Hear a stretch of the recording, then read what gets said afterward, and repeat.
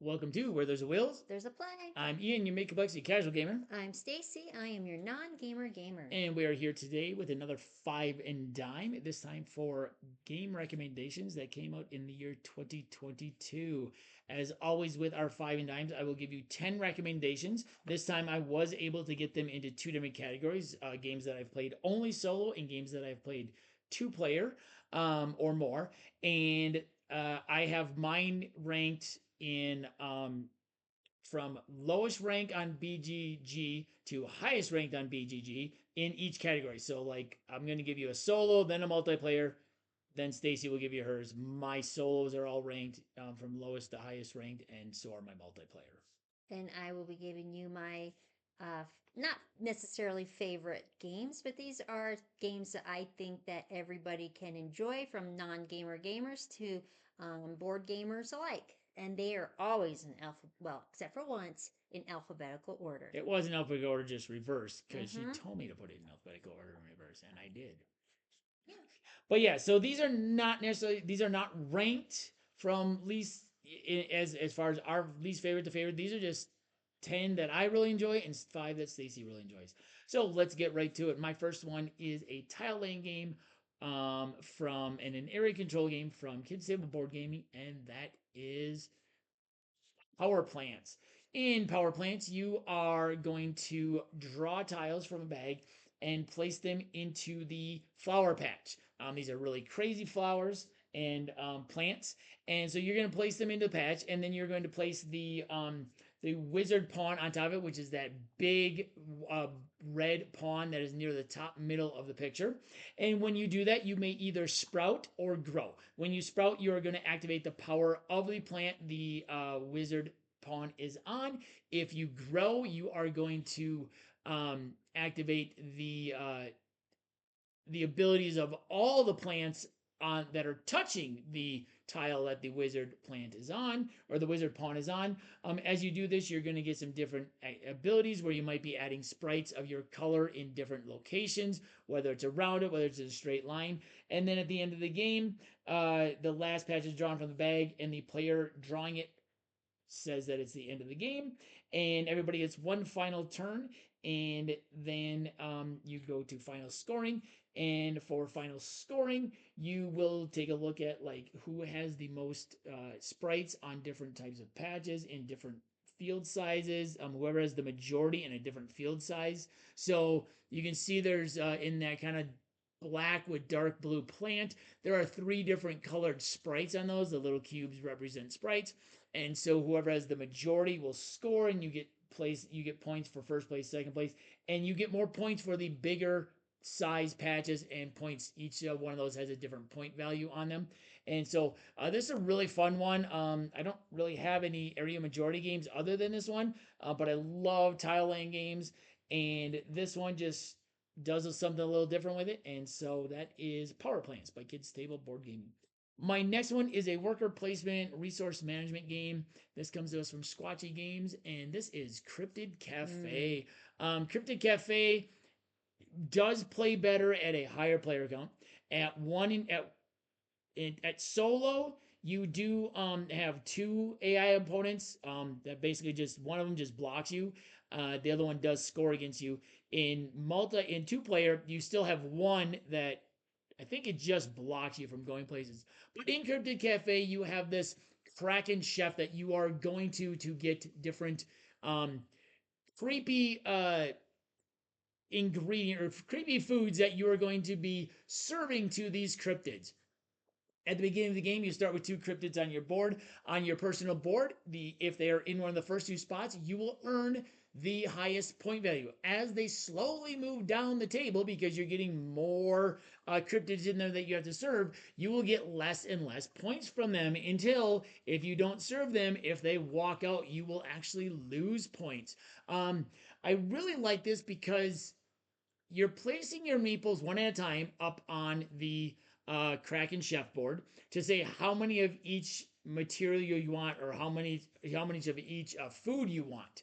And then before you actually collect your food, if you are at the bottom of one of them, you get to choose if you want to pay to move up. So you could be at the bottom of something and you only get to do it. I believe you only get to move up on one ingredient or one food. So when you do this, you have to pay 1 coin for every spot you move up. But if you really want to guarantee you have 3, you might want to go for the one spot.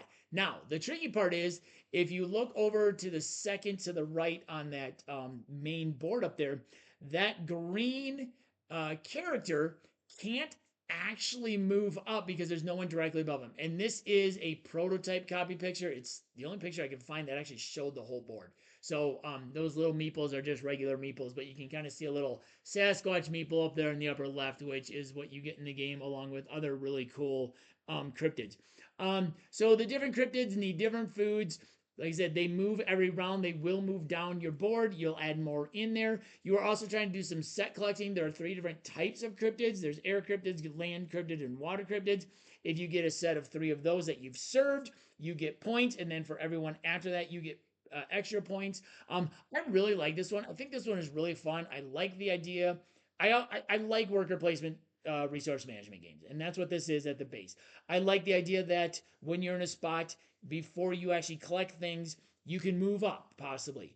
And I really like the kind of conveyor belt of the cryptids that you're serving, moving down and slowly, like you're losing more. Like and you're trying to figure out, well, which one do I really want to serve? Like this one, yeah, if I serve it down here, it's worth 4, but I'm okay only getting that one for 1 if I can hopefully get one that's 7 if it's up here versus 3, because some of them decrease in value a lot quicker than others, and you want to serve those when they're at the highest value. So I really like this game. I personally this thing one that feel that this one is drastically underrated. I think this one is a really fun worker placement resource management game with that whole kind of serving the cryptids and trying to set collect. So that is Cryptid Cafe by Squatchy Games. And my first recommendation is Boop.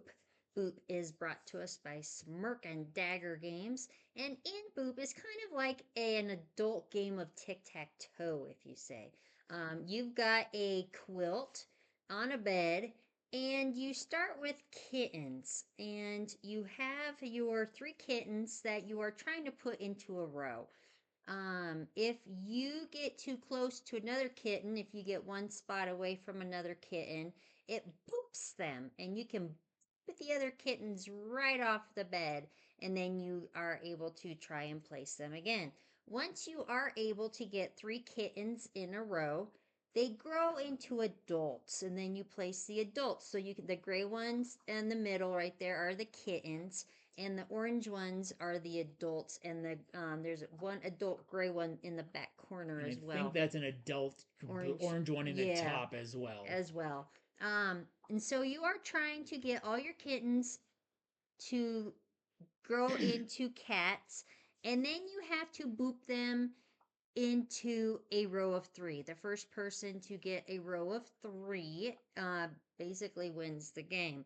But there's a caveat to it. Kittens can only boop kittens, and cats can boop cats or kittens.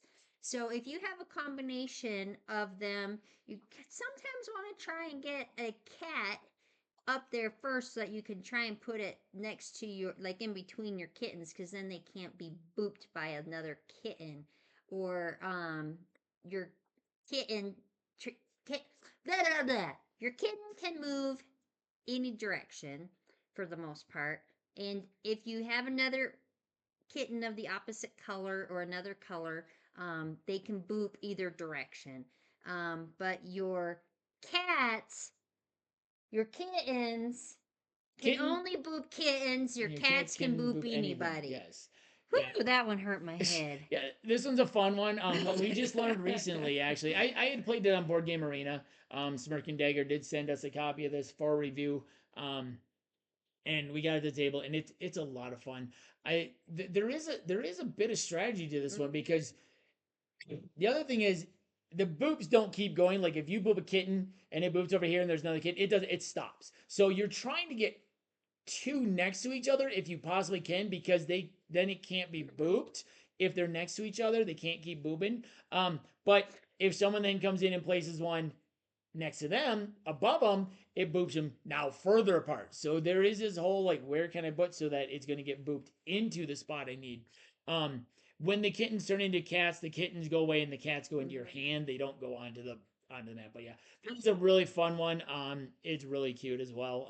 It's Yep. really well, like, you place this quilt on top of the bottom of the board, so It's cute. it is a fun one. And it does I say like that in one. the rule book when you boop a kitten or a cat, you have to say. So I really enjoy that part of it as Yeah, well. yeah. Maybe a little too much. That's a good one. That's a good one. All right, my next one is actually, I was really surprised at this one falling where it does in my overall rankings for games on this list. Because this is my number one polyamorous game that I play. This is one that I play only solo. I actually play tested the upcoming expansions for it earlier this year, and it made the game even better for me. And this is Tenpenny Parks by Thunderworks Games. This is another one that is ranked. I mean, it's in the top 2,000, but I think that is, like, where it's ranked is very low. And like I said, it's where it's falling in this list. I felt was I was surprised that it was lower than all the other ones. In Tenpenny Parks, you are trying to create a theme park. And what you're doing is it's a worker placement again, and you're placing your workers up on the main board, which is at the top of the picture, in one of the spots around the carousel to get attractions, and then you get the tile for them. You can also get concession stands or souvenir stands over on one of your turns. You can clear off the trees. You can expand your park, which you're going to have to do, because the really unique thing about this game is that when you place your tiles down, they can't touch each other. So if you notice on the picture of this player board, and they do have an expansion on both sides, they can only touch at a corner. So you can't touch the other tiles, which I think is really unique, because usually you're trying to fill up space. Here you're trying to fill up the space without actually touching each other.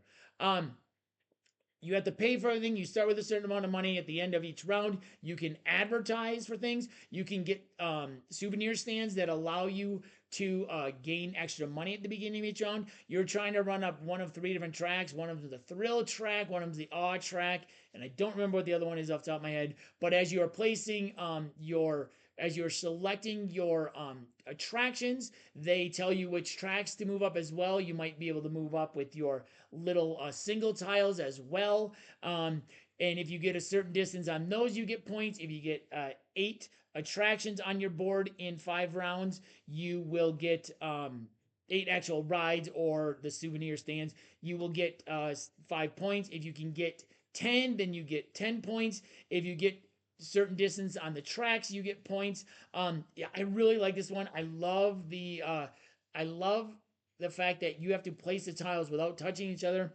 I only play this one solo, and I absolutely love the solo in this one. You play against Becky, who is simply taking things, and depending on if you play on easy or hard, she will either take the highest value ride first or the lowest value first, and then vice versa. And then she always takes a souvenir stand or I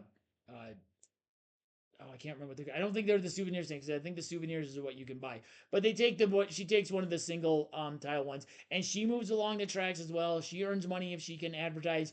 So there's this whole making sure she doesn't advertise much or not at all. I really like this game. I think this one is drastically underrated as well. That is Tenpenny Parks by Thunderworks Games. The next one is a very light, well, not light game, but a single worker placement that you are selecting actions. It's like a worker placement action selection game. And this is Wild Serengeti by Bad Comet Games. I really like this game. We both really like this game. In Wild Serengeti, you are taking your camera. You are um, a nature photographer, and you are going out and you're trying to get pictures of the animals in different things. You might need them in orientation to each other, like in a straight line or in some sort of surrounding another one. You might need them in different spots. You might need one animal in the water and another one in the rocks and another one in the trees. You might need them just in various orientations to each other. But what you're doing is you're placing your workers to select an action. Those actions include placing the different types of animals. They include moving animals or taking new cards that you are trying to fulfill. At the end of each round, you will gain points. Uh, you will get more money for the next round. Your money is your tokens. Sometimes you can get the the food, which allows you to entice the animals to move around without you using action. You can get a special effects thing, which allows you to kind of like, you know what, I don't actually need him in the trees. And he's over here, and I can now fulfill this card.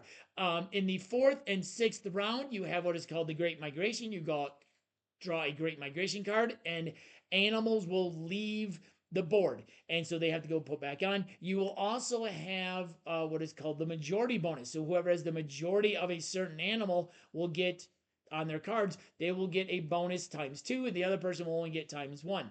Um, this is just a really fun game. I like the solo in this one. I like the multiplayer in this. The solo has really interesting scenarios. The multiplayer, you're both just trying to fulfill as many cards as possible.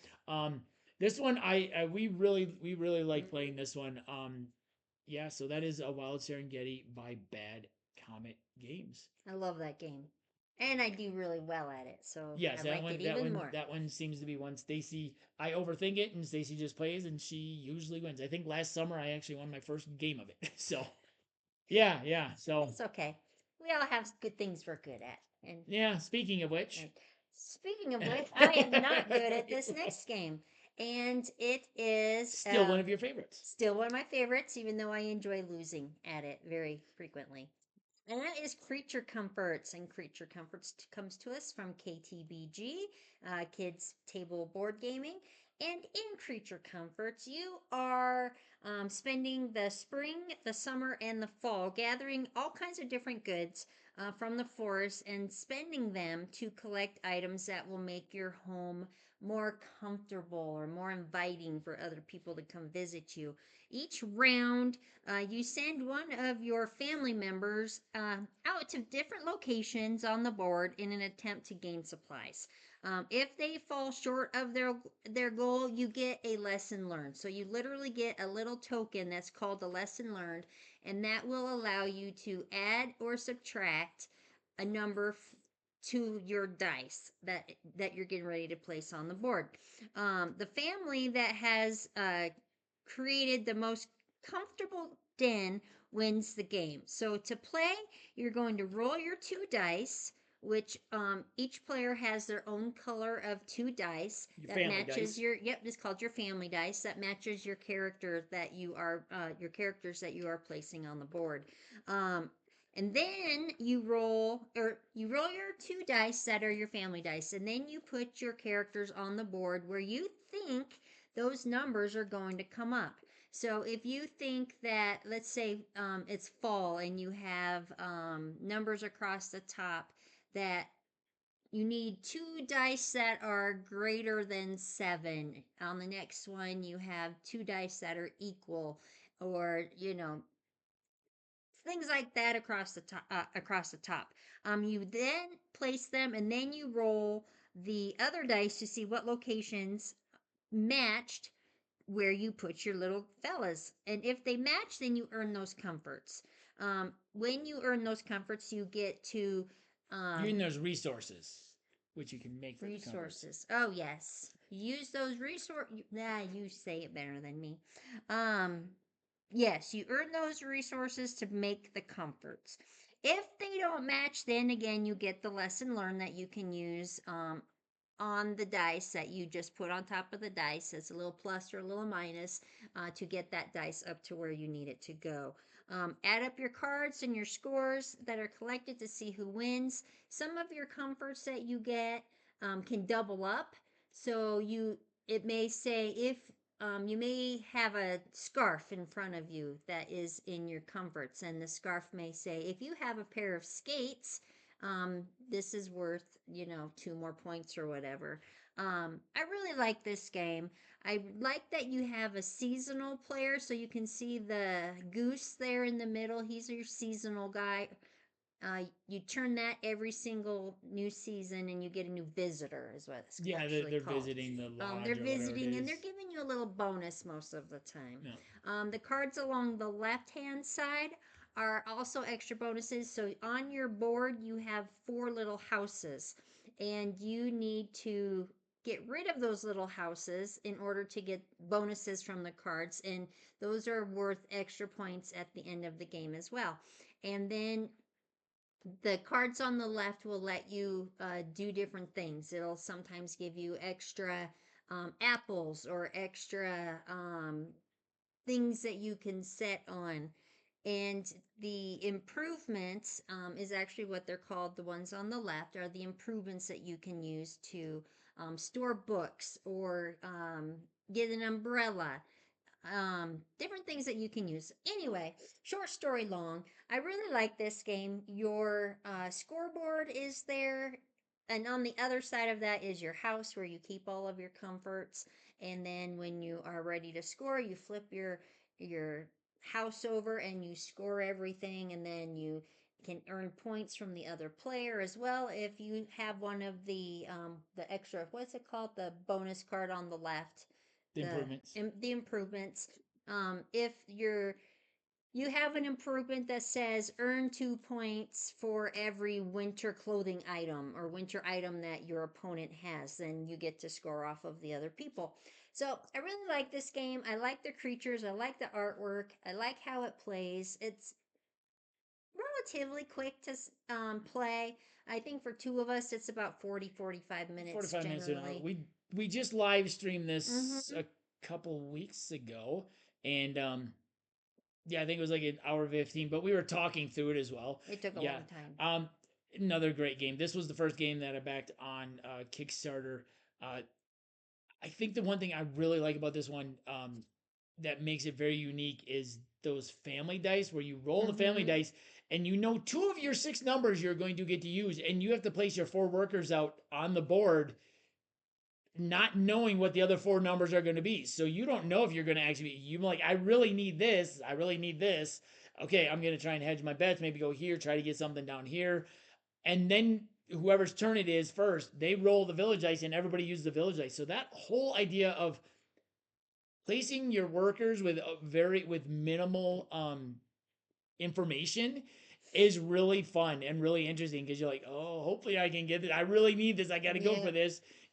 Sometimes you're like, okay, I have this number. I can get this one, or I can get this, and I really need this. And then where else can I go? Yep. But And once you roll your two dice and you place all of your people, then you roll the family dice, and each person goes at a time. It's not one where you yeah, yeah, take what yeah, you need, but you then take the other dice that were rolled and place them along the place and figure out what you get for your yeah, for your improvements yeah, and your comforts yeah. and So stuff. you roll So, your family dice, you place your meeples, and then you roll the village dice. yep, Yep, a lot of fun. I like it. That one's a good one.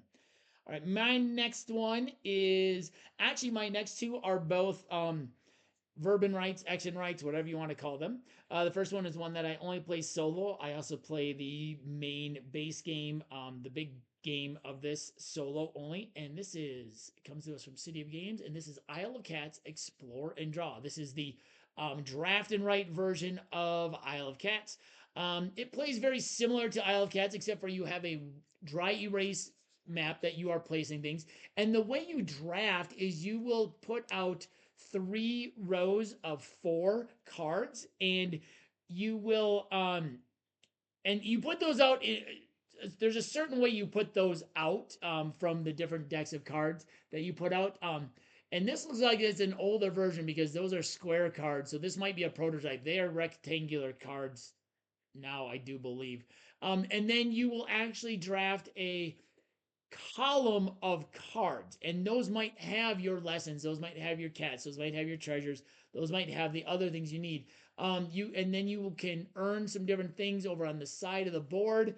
That allows you to maybe draft or a row of cards instead of a column, so you get more cards. um, it's a very it plays very similar in the aspect of you are trying to fill up your boat with cats, and you score fairly similarly by having families of cats and different things, and you're trying to cover up the different rooms and you're trying to cover up the rats that are on the boats. But it also plays very differently because you're getting, when you draft, you're getting a full set of things all at once. Um, Instead of taking like a little bit here, a little bit there, and you're using them all at the same time. So it's a really fun verb and write version of Isle of Cats. It's more travel friendly if you like that. If you like Isle of Cats, I highly recommend Isle of Cats Explore and Draw. The next one is one that up until recently I had played only solo, but I've now taught it to Stacey, and this one comes to us from Motor City Games, which we now have all four in this collection. I've only played two of them so far. This is my favorite of the two that I've played, and this is Three Sisters. Three Sisters is based on the old farming technique of planting your squash and your beans and your corn all together to kind of help each other along. So in Three Sisters, you'll have two pads of paper. You have dice that are two more than the number of players that are playing. On the left side and the top, you have your garden, each separated into six sections, representing the six different numbers on the dice. Down below, you have perennials that you can plant that give you some extra abilities. Over on the right pad, you have a tool shed on the far right. You have an apiary in the top middle. You have your fruit trees, and then you have kind of bonus things down below. And what you're going to do is you're going to roll the dice, and you're going to start in the bottom left of the rondel on the main board in the first round. And you place you group your dice up by number. So if you have a 1, a 2, a 3, and a 4, you'll place the 1 in the first spot and you go around. If you have more than one of a number, you put them in the same spot. Then what you're going to do is you're going to move the farmer meeple to the end so that you know where to start the next round. And what you do is you're going to draft the dice and you're going to do two things. You are going to plant or water within the region of the number of the dice, and then you get a second action based on where the dice was taken from. You might be able to take an apiary action and cross something off in the apiary. You might be able to plant or water again in the same area you just took. You might be able to go cross something off in the shed or in your perennials or in your trees. And then you're trying to grow things as much as possible. When you completely grow to squash, you get to mark off something in between and mark off something in the perennials. When you completely grow your beans or your corn, you get points. You can't start planting the beans until the corn is on the second spot because the beans use the corn stalks to grow up. Um, yeah, this is a lot of fun. You can really combo some things here if you can get some different things going and get some bonus moves going. And yeah, I really like this game. It is a lot of fun. I've only played this and Fleet the Dice game. I do prefer this one, both solo and multiplayer. I prefer the gameplay of it a little bit better. Like I said, I just recently taught this one to Stacy. I taught her Fleet a while back, and we just recently got the third and fourth game in this series of games, Motor City and French Quarter, in just recently. So I'm excited to try those ones. So that is Three Sisters by Motor City Gameworks. And my next suggestion and recommendation is Her Story. Her Story is by Underdog Games, and in Her Story, this is a light, I would call it a light strategy Yeah. game. Mm-hmm. And it's also got a bit of engine building in it, where you're collecting cards to build your collection of cards.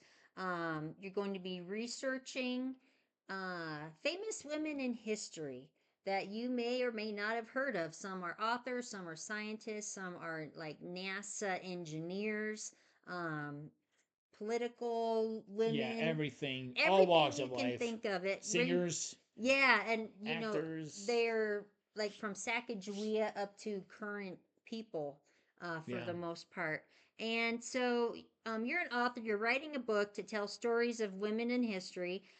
Players take turns researching, drafting their chapters, and completing the chapters for points. And you're trying to get what are they called? The little icons. Yeah, The the four different icons, the the Each different card icons. has different icons on it that you have to collect. Down the side of the right hand side of the board is where you're going to be placing those tiles with the icons. Once you have enough tiles with the icons on them, you can then draft a chapter and put it into your book. If you have the exact number of icons on those tiles, you get a bonus. You get like 3 extra points, or I can't remember how many I think points it's it three. is. I think it's like 3 extra points if you get Yeah. exact. If Yeah. you get exact, you get bonus points. Otherwise, you can just, have over. You can never have lower number than you need, but you can have over the number of the tokens, icons that you do need. Um, when you complete, so, oh, the good thing about this is that you can reserve your, Yes. on the left hand side is the chapters that you've reserved, and you can either reserve them on your board, or you can get them directly off of the mat and put them into your book. And if you do that, you also get an extra bonus point as well, I believe, if you draft directly off of the board. I Or think am you I just wrong? no. It's when you draft them to the left side of your player board, you get 2 points. Okay. When you so you're drafting them, or you're Your writing the book. chapter. Yes. Exactly, exactly. So completed chapters grant abilities that make you a better writer, quote unquote, and allow you to score even more points at the end. And you can set yourself up for big, big points and windfalls if you get the right combinations and powers. Yeah. The game comes with over 120 oversized cards, so they're easy to see. They're easy for people with like maybe arthritic hands or something like that to be able to use. They're very easy to handle. They're good, really good quality cards. I like the illustrations in it, and I like winning at this game as well. I don't know what my record is at I it, don't. but I don't know. I don't know what it is, but I do like this game a lot. Um, and then when you use up all the tokens off of them, you put them back into the bag, shake, shake, shake, and onward you go. Um, I don't think we've ever, well, we have gone through the tokens before. Oh yeah, we have. We Yeah, have. yeah. And I have at school. I have this game at my board game club at school, and the kids really like this one as well.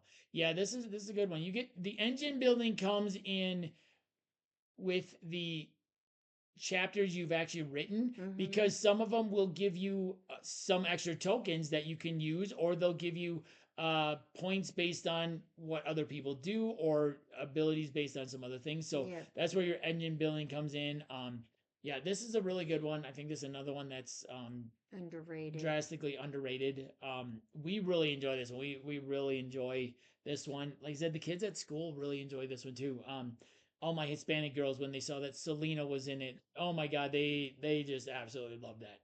But yeah, like Stacey said, it was put together. The list of the women that are in the game was put together by like teachers and other professional women and stuff, and like professors all the way down to like I think like elementary school teachers. I don't Mm-hmm. remember. It was just a bunch of women that helped put together this list. Like I said, you got like Joan of Arc to Ruth Bader Ginsburg to Mae Jemison to Selena. I mean, I think B. Arthur's in there. B. Arthur? I think so. I want to say she's. I'm not gonna guarantee that, but I think so. But yeah, it's a great game. It's a really fun game. It's Yeah. very light, very easy to get table, very quick. The setup is minimal. And the You one thing about the cards is that it's kind of a hard decision to make, because sometimes the cards are worth points, but sometimes they're worth like points right away, or they're worth points at the end. mm-hmm. Or you can get points if, it says if you are behind on the board, Yeah. um, when you come to this, move ahead or gain Yeah. points or whatever. When you So, make yeah. so they each have a different benefit that will help you throughout the game as well. And some of them are just worth a lot of points, and they give Yes. you no bonus. So it's like, oh, Mm-mm. do I want a lot of points, or do I want this thing that's going to help me throughout? Mm-hmm. Yeah, that's a fun one. That is one that is really good. I like her story, and I think you will too. Right, moving on to my next one. My next one. I mean, my list would not be a list without a game from this company as well. I've already had couple of my favorite companies on here, and this comes to us from Stonemaier Games, and this is Mm. Libertalia: Winds of Galecrest. Those of you that follow the channel know that Stonemaier Games and my solo gaming kind of go hand in hand. I their games just work for me for solo. In Libertalia: Winds of Galecrest, this is a remake of Libertalia, an updated version. What you do is you have a deck of cards, and they are your crew members. And then in the solo, you have there's a deck you're playing against, the Automa, and then there's a flip side of the cards where they will come up as not the plunder. They come up as something else. I can't remember how you play them. But basically, you have an extra card. And what you're going to do is you're going to put your cards down, and then you're going to put them in order from least to greatest along the top of the board. Each round, a different number of the little spaces over on the left here are populated with your loot that you are trying to get. So what you're going to do is you're going to put them in order from least to greatest, and then you have the first phase. You're going to go from left to right across the board and do whatever it says on it for that phase. And then in reverse order, you're going to go from right to left across the board, across the top, and you're going to be able to collect the loot in that order. So there's this whole like, do I want the ability? Do I want to be able to collect the highest value loot? Each one of the pieces of loot scores differently at the end of each round. And then you've got some priority point scoring with these little tokens, with these nice little chunky wooden pieces here. This is just a really fun game. The thought process, especially with the solo and having the extra like uh the card that goes up top, like which card do I want to play? The unique thing about this game is you start with the same 6 cards. One person shuffles their deck and randomly draws 6 cards. Everybody else then goes and finds those 6 cards. So you know the 6 cards everybody is starting the game with. Where it changes is different people are going to play different cards. In the first voyage or the first round, you play four rounds in that first voyage or whatever, that first trip. Well, so you're going to have 2 cards left over. Everybody's going to have 2 cards left over. They're not necessarily going to be the same 2 cards left over. Then the person who shuffled their deck before draws 6 new cards. Everybody finds those cards. So everybody is adding the same cards to their deck each time, but you don't necessarily have the same cards left over from the previous round. You play over 3 rounds. So in the second round, you go on like 5 voyages. In the third round, you go on 6. But in that third round, people have now played 9 cards, but they've taken 12 into their hand. So they've got cards, and you don't remember what everybody has left. So then that's where it gets really interesting. So I like this whole idea of everybody getting the same cards to start, everybody kind of taking the same cards in their hand mid game, but then the idea of you are playing different cards, so you have different cards left over, so your hand in the second round is not the same as everybody else's. Even in the solo, they will draw the cards, and then you take the ones that they get. So I really like this game. It is a really fun game. I needed to get to the table more. It is a really good one, and that is Libertalia Winds of Galcrest. My next one comes to us from a company Stacey just talked about, and this is my favorite game from them. And this is probably, when we do our list, this game is probably going to be in my top 10 games of all time. And this is Trekking Through History from Underdog Games. This is another one I backed on Kickstarter. I absolutely love this game. One of the reasons is the same reason, one of the reasons we like Her Story in all of the Underdog games is the learning aspect. But the mechanics of this game are just so much fun. So what you're going to do is you have this clock mechanism, and it has this kind of catch-up mechanism where when you draft a card, so what you have is you have your scoreboard on the top, and then in the middle you have cards that go through history. You are trying to go over 3 days. You are trying to go to the most points in time. When you draft a card from this card row, you place it in your current trek. When you grab the next one, it has to be a more current time period. Through the 3 days, the time periods kind of get more modern. So you have a lot of stuff that is BC in the first day, and then a lot of stuff, and I think it ends like mid 1900s, maybe early 1900s.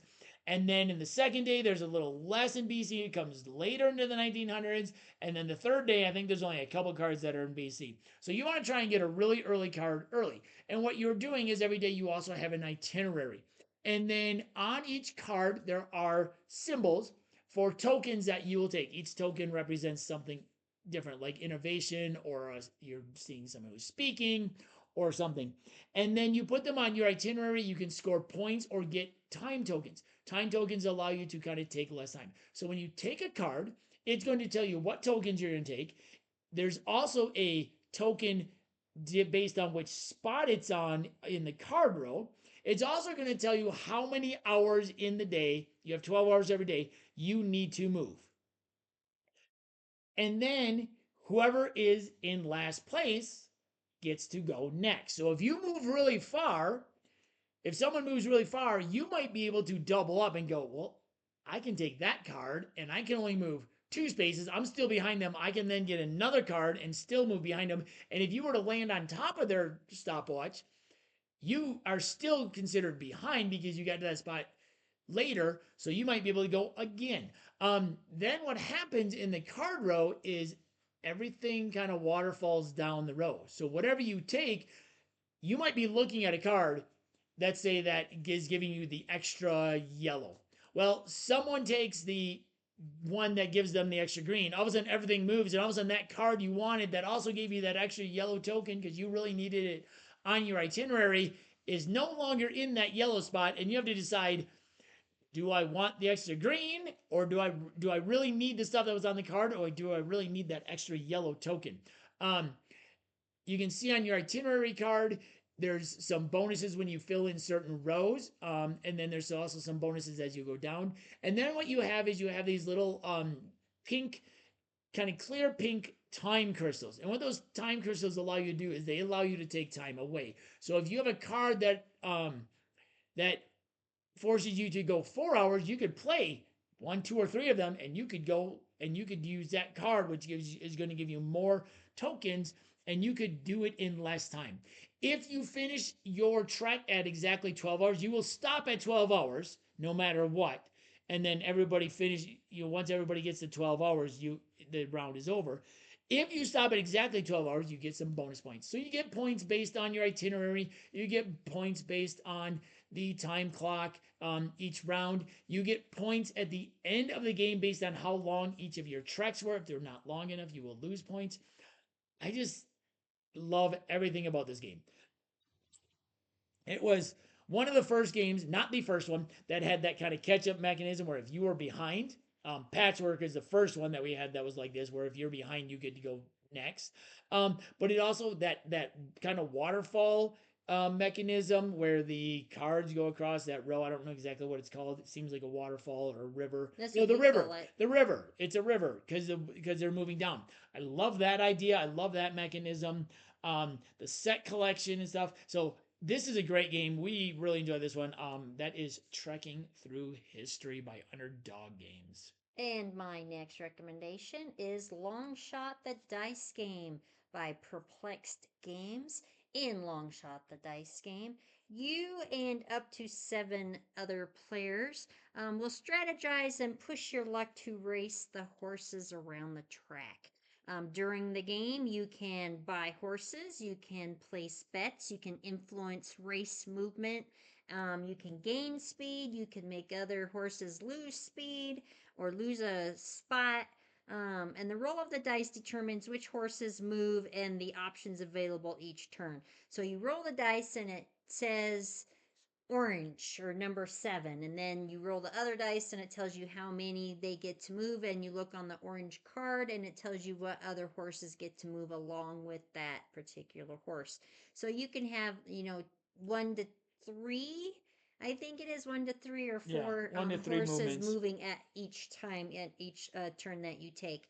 As you are determining what your horse is going to do, you can mark off the bingo looking spot over there is the concessions. And when you roll a number on your dice, you can cross off that concession, or you can buy that horse's jersey or helmet, or you can place a bet on that horse as well. You can, let me think what else you can do. Oh, when you buy a horse, then you get those powers, that power of that horse that you get. And if that horse comes in first, second, or third place, then you get extra bonus points for that. And you earn money by selling your concessions and getting the bonuses down below, so that you can actually go to the bank and get like an extra $5. I think it is $3 or $5. I think it's $5. I Yeah, think. I think you can get some I can't extra. remember, but you can get extra money so that you can use it for betting or purchasing horses. Um, With your concessions, you can get some extra money Yeah, you can get when you extra fill a points row for or a that. column. Exactly. But I do like I hardly ever do it, but I do enjoy buying the horses. I believe the last time we played, I bought the number 1 and the number 2 horse. Yeah. So I think I'm going to have to start buying them more often. And right where that person wrote 4 on there and the green dollar, that's where you keep track of how much money you have. I do like this game. It's one of the was this considered a roll and write, Oh action yeah, this is a right? rolling right. This is a rolling right. Definitely a Roll and rolling write. right. It's one of the roll and writes that I actually do really enjoy. I think I need more with my roll and writes than just rolling and writing. I need to be able to Do do something. something along with it. I'm This more one of a definitely has a little bit more going on with it. yeah, yeah. There's a lot of people I've heard that don't like this game. I don't know why, but I can tell that this picture is set up for solo mode. That upper right is the solo. I will mm, say the solo in this is not spectacular. I much prefer playing this one with Stacey than solo. Like I don't even like I have so many rolling rights. I right. don't feel the need to get this one out because it is so random. The solo mode, it tells you what to do based on the dice rolls, and it could be just completely like nonsensical. Like, okay, he's gonna do that. Well, that's not really strategic at all because it's just random. So yeah, this one's a Mm, lot of fun. I It don't play solo anything, no. so So this one is a lot of fun. We really enjoy that one. I'd like to play it with more people possibly. I think it'd be kind of fun with more people. So my subtitles your are. subtitles. All right, that is another good one. My next one is one that I kind of wavered on getting for a while because of the look of it. It's very blah. It's very yellow and brown, and so it does not look very good. But I had heard how good the gameplay was, and I had heard people say that it was a verb and right without the right, and it very much is. And this is Guild of Merchant Explorers by AEG.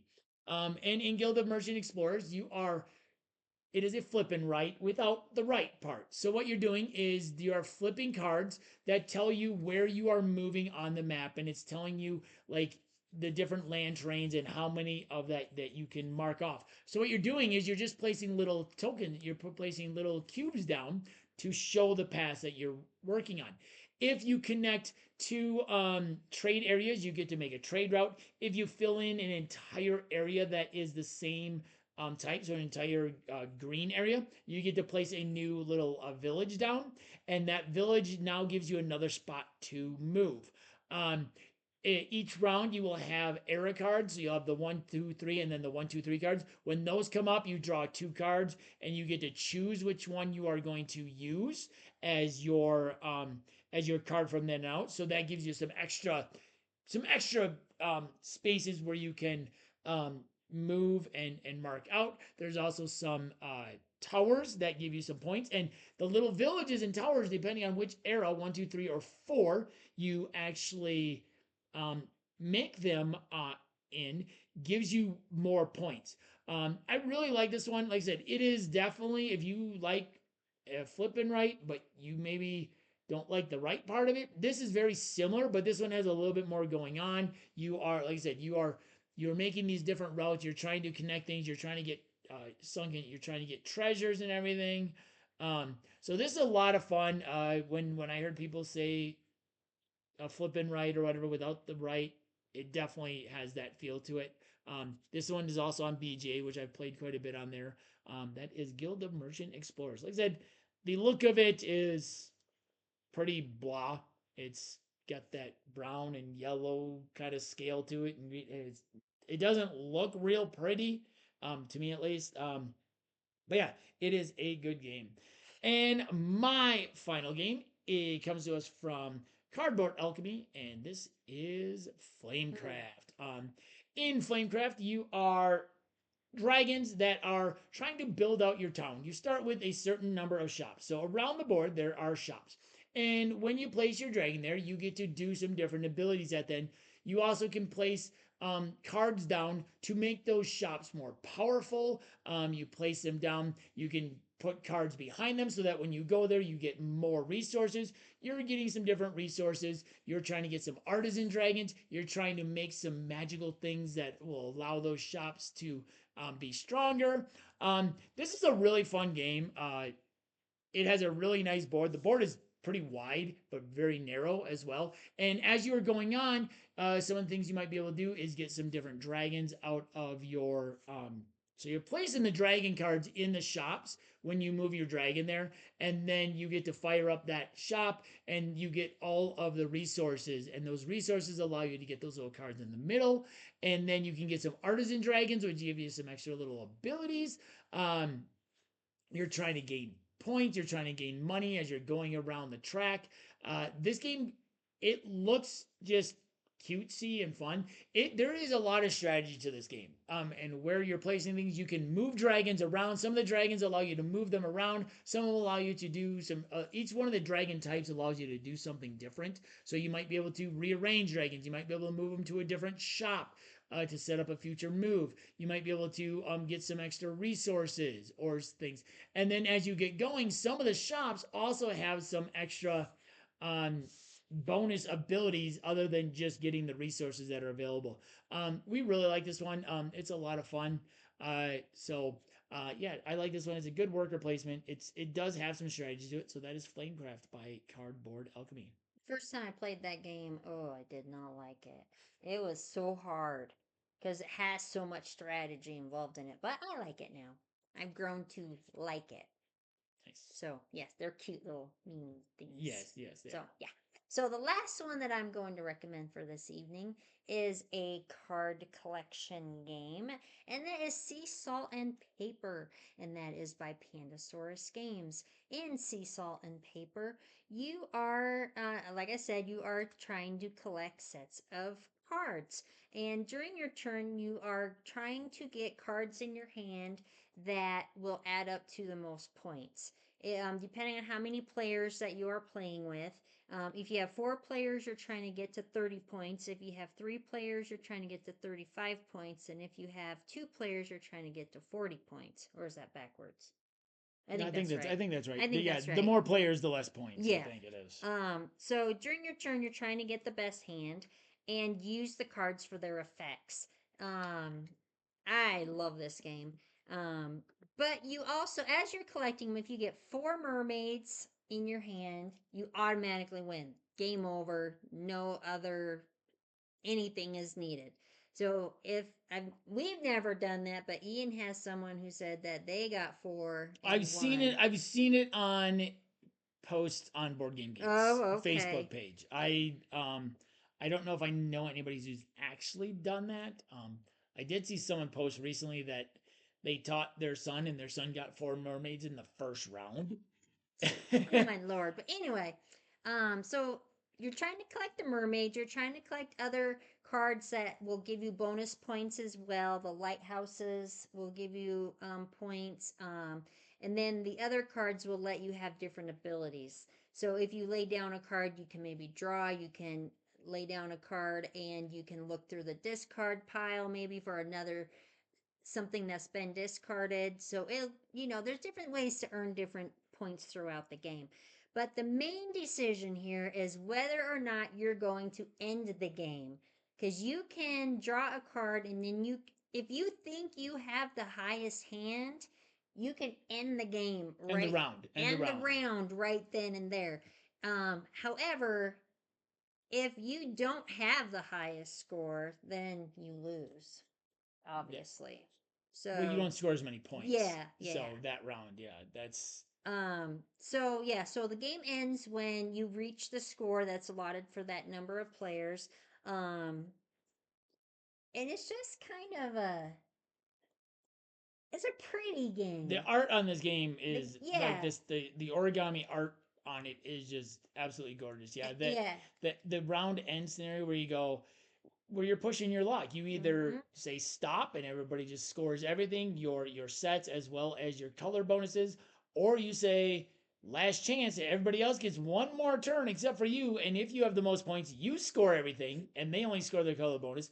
But if you don't, then they score everything and you only score your color bonus. So it's like do I really have the most points? And you can only do that. You can only end the round once you reach 7 points. So yeah, you've got this whole like, okay, what am I gonna do? Do I have the most points or not? Yeah. How long do you get your points up so you guarantee you have the most Yep. points? So it's not only just a set collection game, it's also a push your luck game. Yeah, And we've really grown to really enjoy push your luck yeah. games lately. So this game needs to get out more often. But there's other ways to score as well. Like Ian said, color bonuses, set bonuses, um what was the other one? There's I think so there's Well, color there's some sets. multiplayer. There's some multiplayers. So multipliers. I can't say it. I'm trying to say multiplayer multipliers. Which, if you have that card, it gives you um extra points for each one of Mm-hmm. those that you have. Yeah, there's some things that the more you have, if you have the set, the more of them you have, the more Mm-hmm. points you get. Or it's just like pairs of cards that you can play for their abilities are 1 point each. So Yes. So yeah, so sea salt and paper. I really enjoy this game. I got it for Christmas for Ian for his stocking stuffer, and yep, it's been a hit here at the Wills household. yep. So Yep, we really enjoy that one. that is my last recommendation for I can't remember what year, 2022. 2022. Yep. So there were our game recommendations from 2022. 15 great games, and this was the first year that was really tough. There's a lot more games on here. I think at some point after we do a couple more years, we might come back and combine a couple of years and be like, here's more recommendations from these years. These are the years when we really started getting into the modern hobby. Starting about 2021 through 2022. I just looked. 6 of these games um, that we listed were Kickstarters Hmm. between the two of us. You had 3 and I had 3. And so you can tell late 2021 is when I backed Creature Comforts. We got it in 2022, and 6 of these came to us in 2022 through Kickstarter. And this is really when we got into the big time into the hobby. 2022 is when we started really getting big into things. As far as our collection growing, 2021 I was still doing a lot of solo gaming. But yeah, these are some great games, and there's a lot more on these lists that we didn't list. So Is we, that one from 22?